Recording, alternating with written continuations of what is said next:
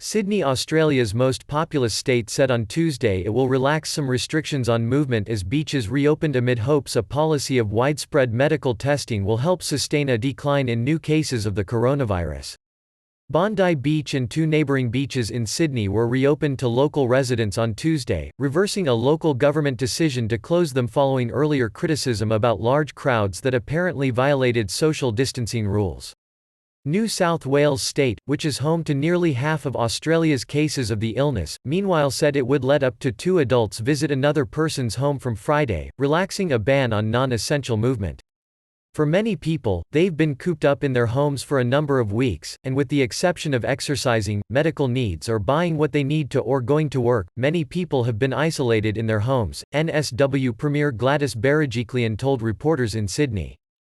2 adults will be able to go and visit anybody else in their home on the basis of care, on the basis of reducing socialization and everybody's mental health. Children were allowed to accompany adults on house visits, and people who were feeling unwell should stay home, Berejiklian added. Australia has avoided the high numbers of deaths seen in other countries as the coronavirus, formerly called COVID-19, ravages communities around the world. Economies have also been hit due to strict restrictions on public life that have closed restaurants, bars and sporting events.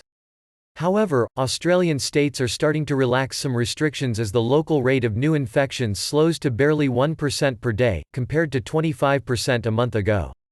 The country has recorded 6,723 infections and 84 deaths associated with the virus. State governments have set up coronavirus testing centers and are now encouraging people to undergo tests regardless of whether they have symptoms. Federal Treasurer Josh Frydenberg, who was due to deliver the country's budget next month but delayed it until October because of the virus response, said he would give a statement about the economic impact of the outbreak in Parliament on May 12.